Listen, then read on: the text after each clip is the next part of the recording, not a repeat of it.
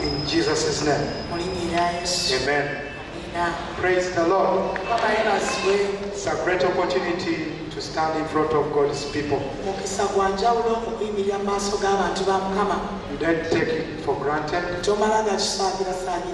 is something which is an opportunity. Praise the Lord. I'm honored to stand in front of you. And I believe that many of us here, there are people who are having different responsibilities.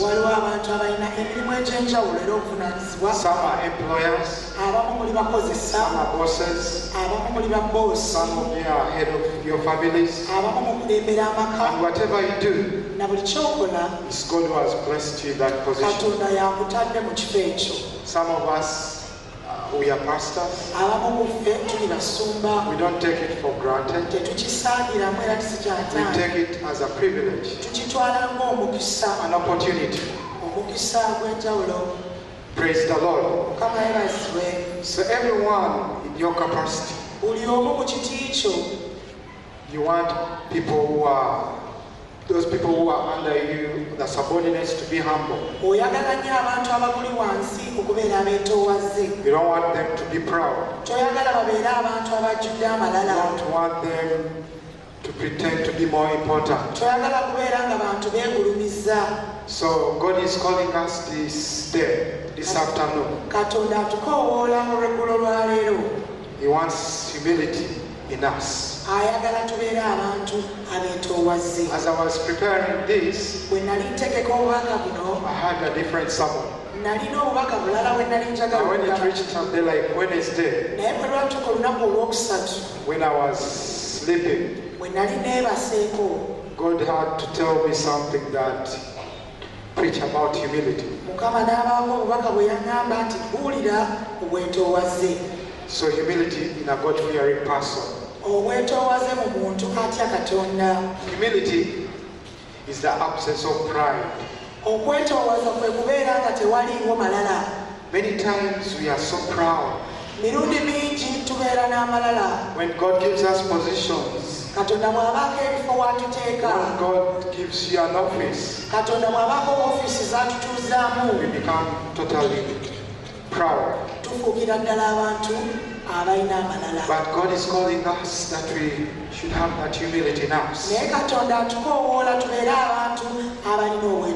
absence of pride in us. That we will remain humble.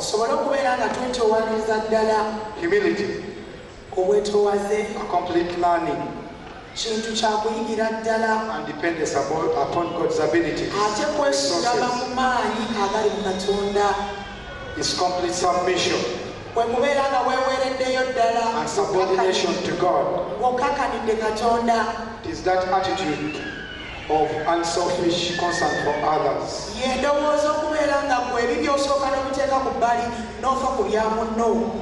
So this afternoon I want you to personalize the word humility in me.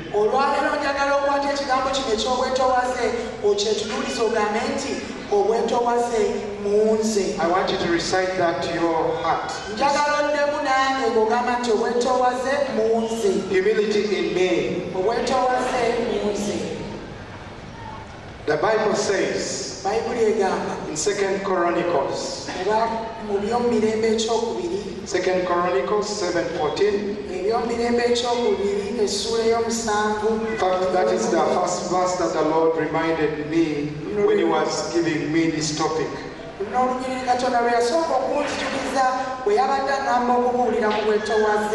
The Bible says, "Then if my people who are called by my name will humble themselves and pray and seek my face and turn from their wicked ways, I will hear from heaven and forgive their sins and restore their land."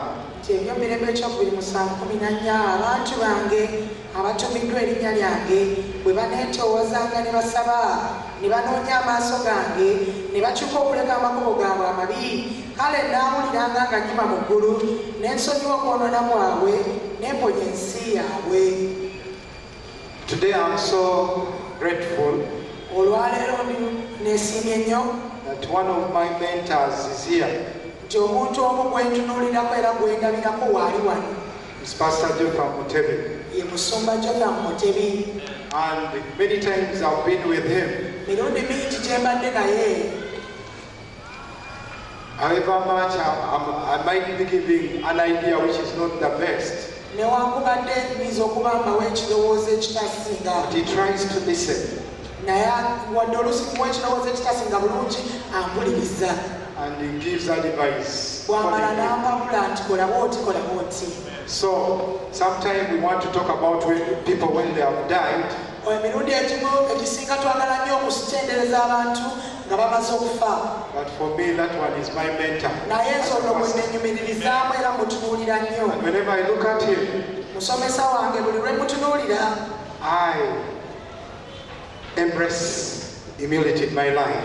mpulira nga nnyambazibwa obwetoowaze mu bulamu bwange. When I look at him, bwe mutunuulira, I feel like a real pastor has to have that humility in him. ndabira ddala nti omusumba omutuufu ateekeddwa okubeera n'obwetoowaze nga ye. Then I try to deal away with pride.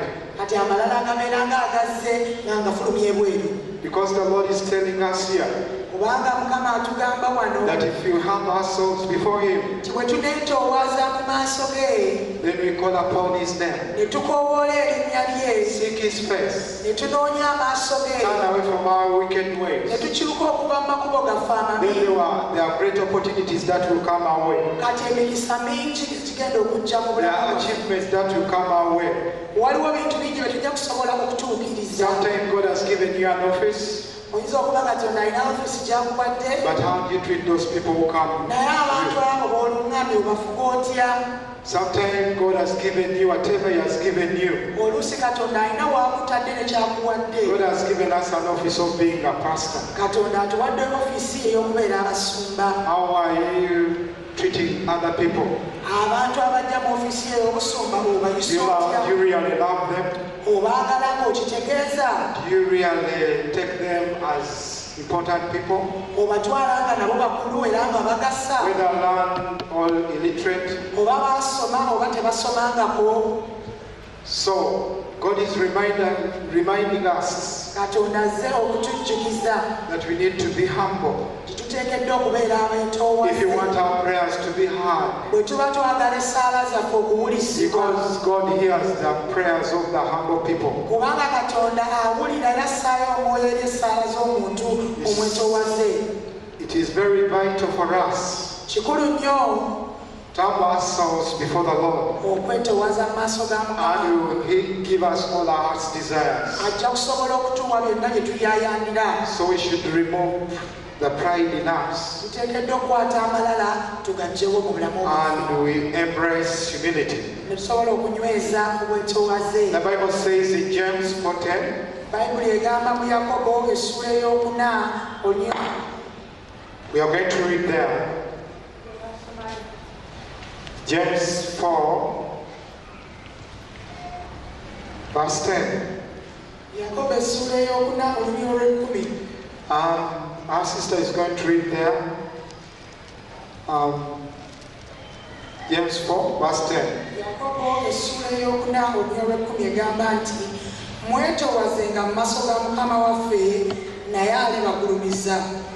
Praise the Lord. Mukama yeebazibwe. The Bible is reminding us to humble ourselves before the Lord. Bayibuli etujjukiza nti twetoowaze mu maaso ga Mukama waffe. And if we humble ourselves in the sight of the Lord, Bwe twetoowaza mu maaso ga Mukama, He will always lift us up. ajja kutugulumiza. But many times Naye emirundi mingi we are proud tubeera n'amalala, in our lives. twegulumiza mu bulamu bwaffe. When you get an office, Ofuna ofiisi, you feel like you are the only one who can do that work. ogenda okuwulira ng'otuuse nga gwe wekka asobola omulimu ogwo. You feel like you are only the right candidate for that job. Ogenda owulira nti yeewewaawo baalonda bulungi yenze But asaanidde. forgetting that the Bible speaks about there is a season for everything. Naye ng'ate weerabidde nti Bayibuli egamba nti buli kimu kirina ebiro. There is that time when you'll be alive and that time when you die. Waliwo ebiro eby'okubeera omulamu ate ebiro bijja kutuuka ng'ofudde. I remember one time when I went to one of my dad here nzijukira lumu lwe nagenda ku taata wange omulala omu wano. You know, in third service, that's where I get most of my parents. Mu third service gye nfuna abazadde bange bonna. And I've never preached in third service. I always had chance to preach in the first service. Sifunangako chance ebuulira mu service ya kusatu, ntera kubuulira mu nsooka. But one time when I approached one of my dad, Yusuf Mukasa, naye omulundi gumu natuukirira taata wange Sande Yusuf Mukasa. I remember when I visited him at his home, namukyalira ewuwe waka. I told him that, Dad, you have done some good work. Ne mugamba nti Daddy, olina omulimu omulungi gw'okoze. But there is a need to mentor other people to do what you are doing. Naye oteekeddwa okubeera ng'oyigiririza abalala okukola ekyo ky'okola. And I'm glad. Era ndi musanyufu. Sometimes when you talk to your elders, you think they have not heard what you have said. Emirundi mingi bw'oyogera n'omuntu akusingako oyinza okulowooza nti oba kye mugambye takitutte. And I remember that time he was not feeling all right. Kati mu biro ebyo yali obulamu bwe tebweyagaza bulungi nga And I prayed and I said, God, nensaba ne ngamba nti Mukama, need to preserve Daddy for us, ono taata wange ogira omukuuma ng'abeerewo, so that he will mentor so many other people. mutukuumire asobole okuyigiriza akwate abalala ku mukono babeere nga ye. And God heard my prayer. Katonda n'awulira essaala yange. And now he's mentoring other people. Kaakano alina bangi bakutte ku mukono basomesa bayigiriza. Praise the name of the Lord. Mukama yeebazibwe.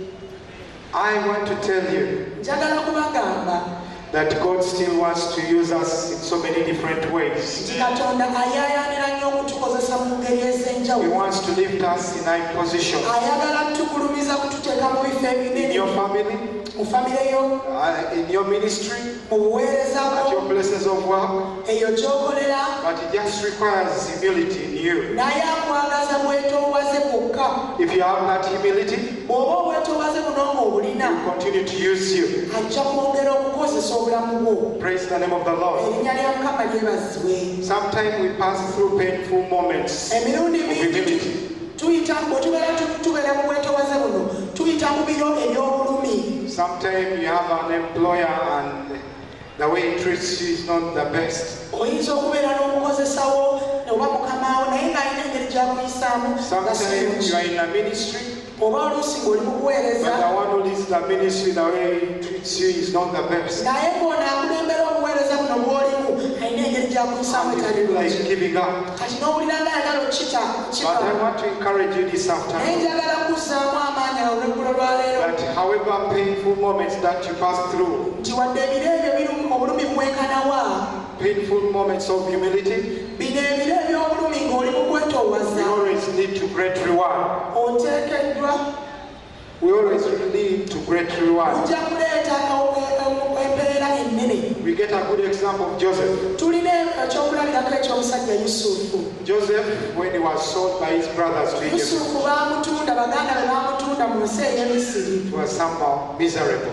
Tebyali birungi. But even in Egypt, Naye bwe yatuuka mu Misiri eno, it was miserable life again. obulamu bwamukalubira. In Potiphar's house, Mu nnyumba y'omusajja Potifaali, remember Potiphar's wife, what he was planning to do, muka Potifaali alina bye yagunjagunja in bye order for him yagala to okukola commit sin. okusobola okumusuula agwe mu kukemebwa. Then later on, to prison. Bwe baamala ne bamusuula mu kkomera, So miserable. bambi obulamu bwe bwali tebweyagaza. But later on, Naye ebiseera bwe byayita, he was passing through those painful moments, yayitanga mu biro bino eby'obulumi n'amaziga later on to be rewarded. asobole okuba nga mu maaso wali aweebwa embeera ennene. Don't mind what you are passing through. Tofaayo ku ki ky'oyitamu. This time you might not be going through that smooth life. Bw'oyinza okuba nga obulamu tebutambula bulungi nga mulimu ebiwonvu n'ebiko. Just have that heart of humility in you. Beera n'omutima ogwetoowaza. And God will always put you to that level. Katonda ajja kuyimusa muteeke waggulu wali. Praise the name of the Lord. Erinnya lya Mukama lyebazibwe. Later on, Joseph became a great governor. Yusufu gye byaggweera ng'afuuse katikkiro. If you wait for people to praise you, to lift you up, Bw'onoolinda abantu okuwaana okusuuta n'okugulumiza, they always put you down. ojja kwekanda ng'engona envedde ng'obudde ekigwo. There are many politicians who have always been elevated, put up Waliwo bannabyabufuzi bangi nga babadde bayimusiddwa by people. ng'abantu babagulumiza They always sing our man, our woman. ne bamuyimbira ne bamusuuta yono omusajja wabode They go down. naye wayitawo ebiro ne bajjawo eddaala n'agwa. There was an example for Alhaji Nasser Tegese. Waliwo ekyokulabirako eky'omusajja ono gwe bayita Alhaji Nasser Tegese Bagala. This was a great politician in Uganda. Yali musajja w'amaanyi wa byabufuzi mu biro bye. And the people were saying, man, and whatever you used to say, they would comply. Buli kye yayogeranga nga bamuwagira era nga bamusuuta y'oyo musajja waffe. But if you ask now, how many can comply? Naye kati bw'ombuuza aliwa era bameka abamuwaana oyinza I remember one time when he was campaigning to become a mayor, he said that everyone in Kampala will go back with something in a bag. Nzijukira olumu bwe yali mu kampeyini n'ayogera nti buli omu ali wano e Kampala agenda kuddayo ng'akutta akaveera akazito. And people were able to say, yes, yes. Ne bagamba nti kyekyo. Although others had to go back without any bag. Lwakuba abamu byambi baddayo ng'obuveera tebabulabyeko. But what I want to say that some people put you up, naye njagala kubagamba nti abantu abamu bamanyi otugulumiza ne bateeka waggulu. but there are some people who put us down. Ate abennyini abakugulumiza be bakutyayo ne But bakusuula God's ekigwo. promotion is permanent. Naye Katonda bw'aba yakugulumiza kyalubeerera. When He promotes you, Bw'akugulumiza it will always remain. ojja kusigalayo. But human beings, the way they promote is temporary. Naye abantu ba bulijjo abantu bamulya mmere bwamuyimusaako kaseera.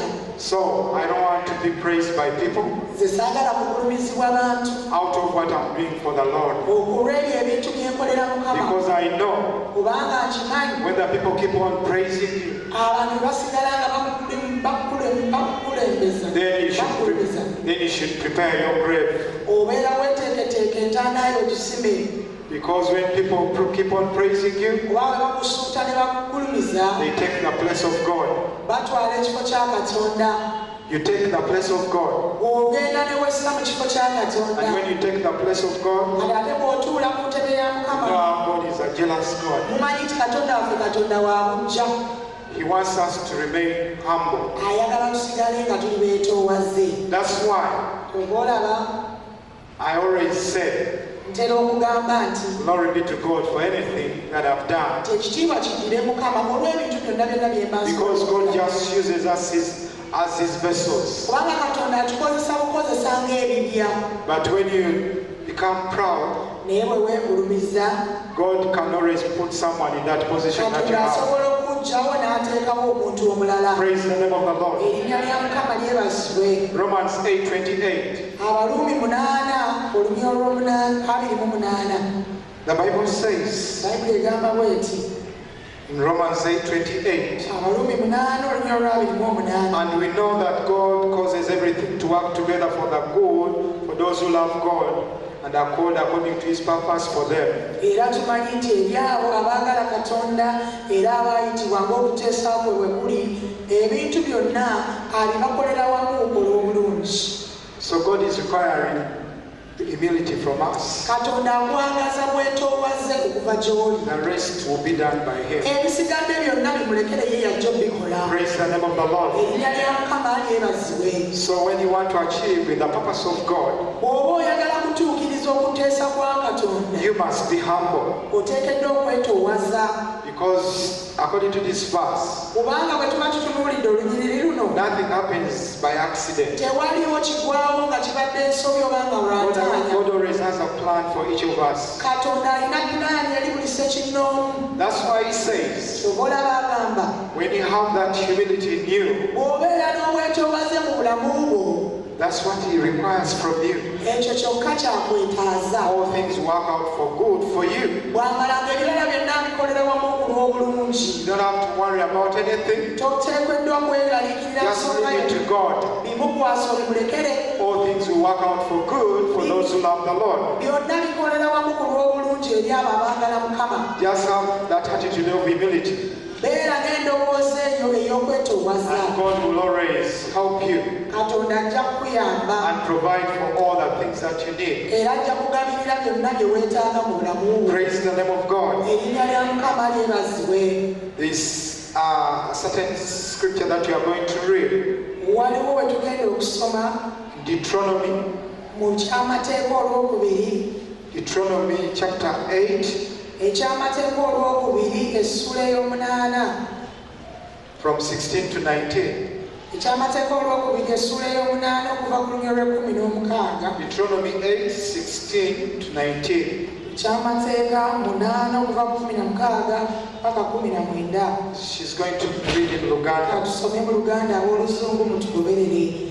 Eyakuliisiza mu ddungu emmaanu bajjajjabo gye bataamanyanga, akutoowaze, akukeme, akukole bulungi nkomerero yo, era olemenga okwogera mu mutima gwo nti obuyinza bwange n'amaanyi g'omukono gwange bye binfunidde obugagga buno. Naye onojjukiranga Mukama Katonda wo, kubanga oyo yakuwa obuyinza okufuna obugagga, anyweze endagaano ye gye yalayirira bajjajjaabo nga leero. Awo olunaatuukanga bw'oneerabiranga Mukama Katonda wo n'ogoberera bakatonda abalala n'obaweereza n'obasinza, mbategeeza leero nga temuulemenga kuzikirira. Praise the Lord. Mukama yeebazibwe. It was trying to remind the Israelites Yali agezaako okujjukiza Abayisirayiri so that they have to remember. basobole obuteerabira. Was calling Israelites to be humble. Yali akoowoola Abayisirayiri okwetoowaza. And verse 16, God humbles us for our own good.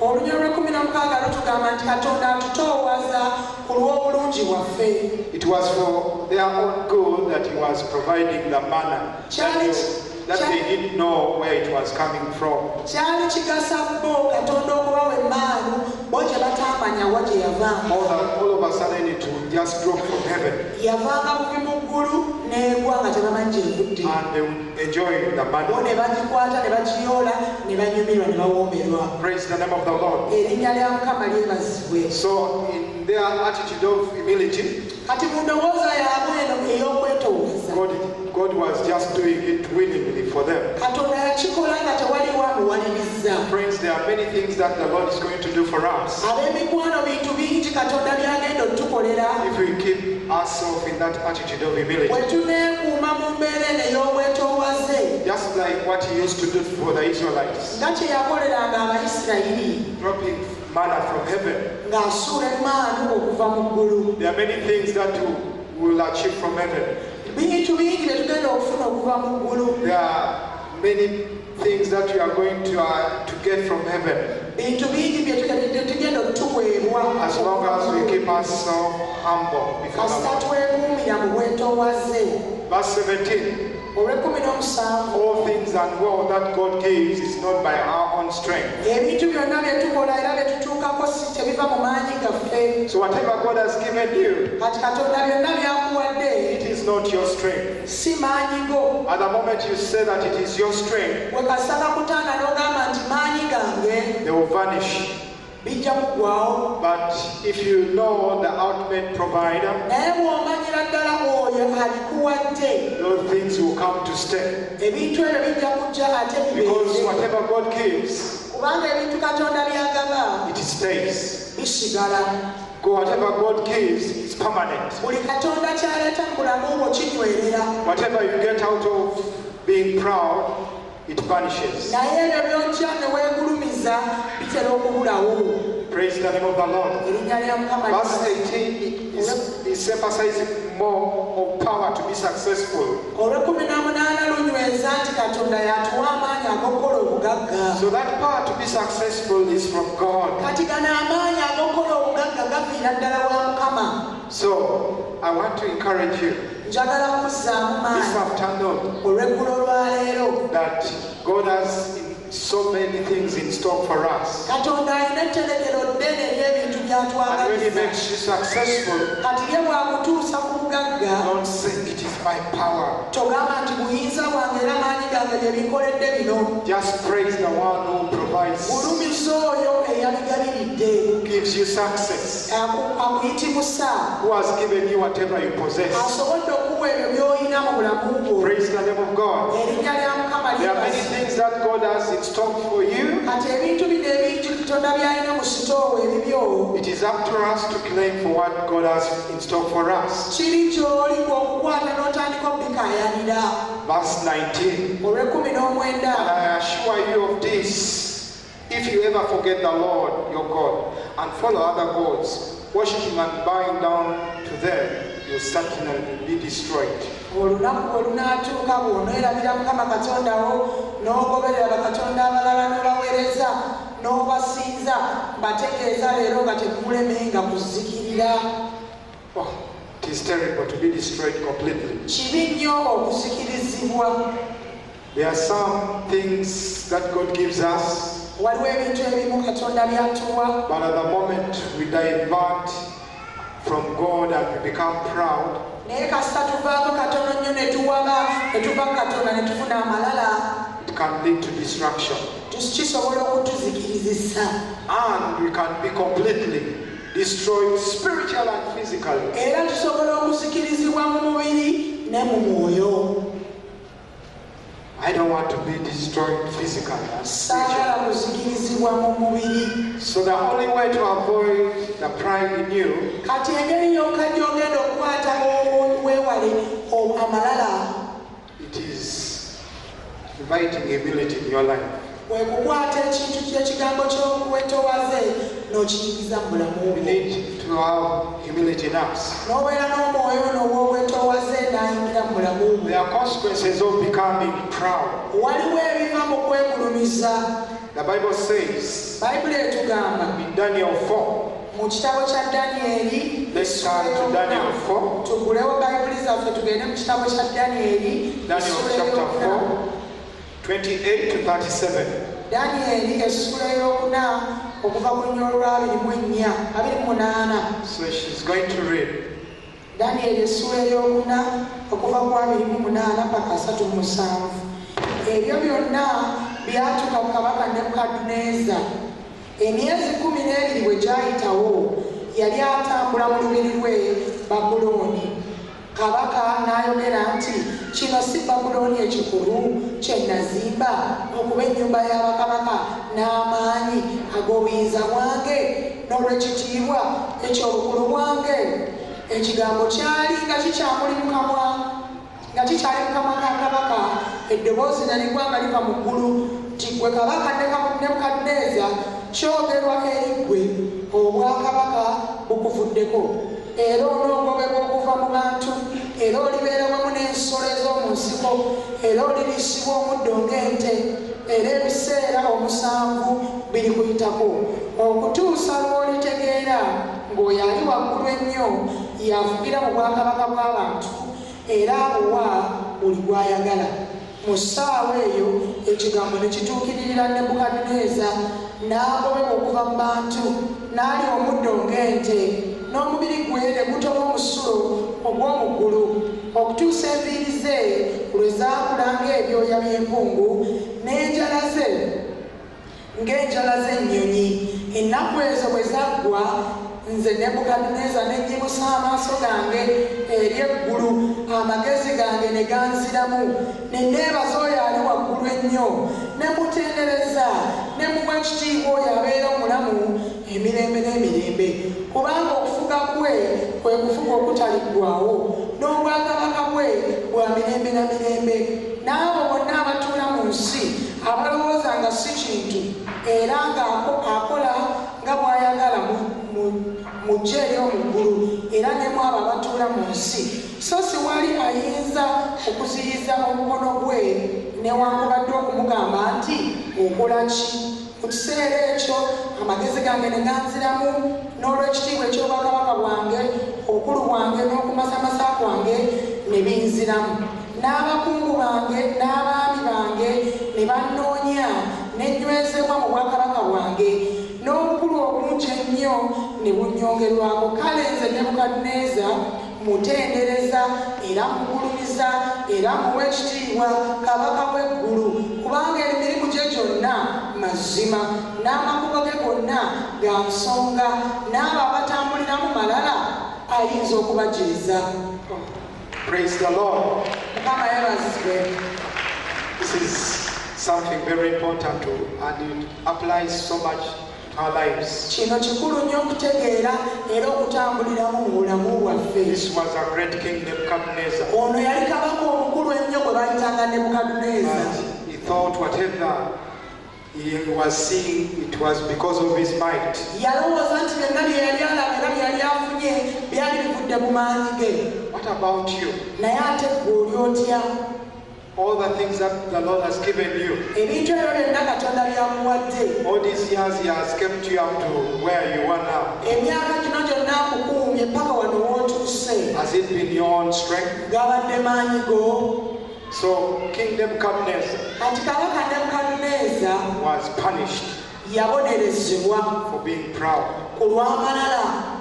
So when we become proud, Kati bw'obeera n'amalala, in whatever position God has blessed you, awo wonna Katonda bw'aba akutadde, in whatever office, mu buli ofiisi mw'aba akutuuzizza, you will be humiliated. ojja kuswazibwa, ojja kukyezebwa. Because God always puts those people who are proud, He humiliates them. Kubanga Katonda buli eyeegulumiza amukakkanya. Proud people will always be humiliated. Abantu bonna ab'amalala batoowazibwa. You'll be reduced to a lower position. Ojja kutoowazibwa oteekera eddala mu kifo ekisinga wansi. As a king, he was in his royal palace, Kati yali kabaka ng'ali mu lubiri lwe olulungi, seeing some of the animals. ng'alaba ente ze n'ebisolo bye ebirala. But you can imagine you are now transferred from human society Naye osobola okuba akafaananyi ng'ovudde mu lubiri n'otandika okugenda n'obeera n'ensolo. all the slaves that you had, they are looking at you eating grass. Abantu bano bonna ababadde bakukolera ne bakulaba ng'oli mu kulya muddo nga nte. Even those fellow animals, you struggle for the grass with them. N'ente ezo ng'oli mu kulwana nazo musobole okulya omuddo. It was terrible. Kyali kibi ddala.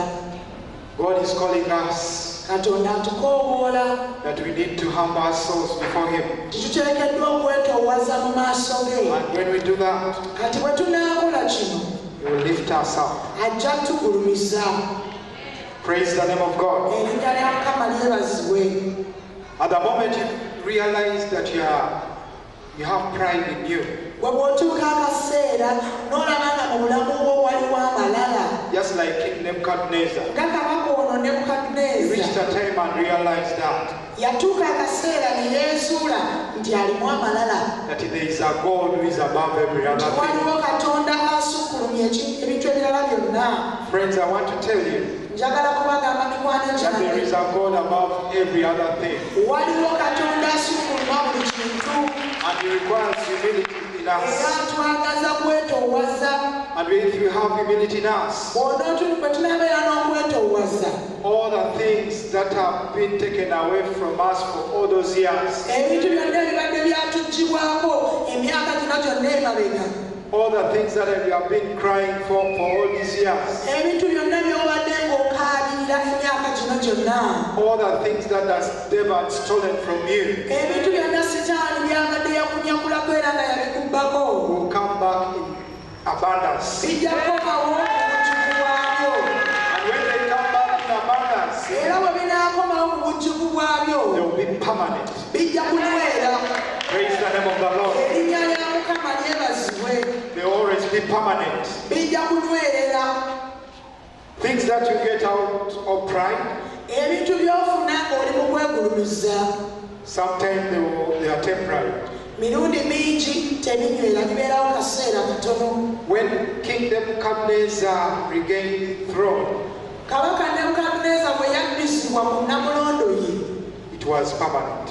kyanywerera ddala. Praise the name of the Lord. Erinnya lya Mukama lyebazibwe. So when you have humility in you, Kati bw'obeera n'okwetoowaza mu bulamu bwo, whatever the devil has stolen from you, buli Sitaani ky'abeeranga yabba okuva gy'oli, it will always come back to your kijja life. kukomerawo mu bulamu bwo. Praise the name of the Lord. Erinnya lya Mukama lyebazibwe. You know, Satan is very excited when we are humiliated. Sitaani asanyuka nnyo Katonda bw'aba akujeeza. Because all that time when you're at a certain level, He always brings pride in you. Kubanga bw'oba olina ekifo w'otuuse ng'ogulumiziddwa, Sitaani ono y'omu yaleeta abalala mu mutima gwo. But as long as you realize wherever you are, naye gwe kasita kakutanda n'ozuula nti awo ekifo ky'olimu, you come back to a lower position and humble yourself, n'okomawo ne weetoowaza mu kifo ekya wansi, then there is a permanent promotion. kati waliwo okukusibwa okubeerera okugenda okujjira. Do you want to be promoted?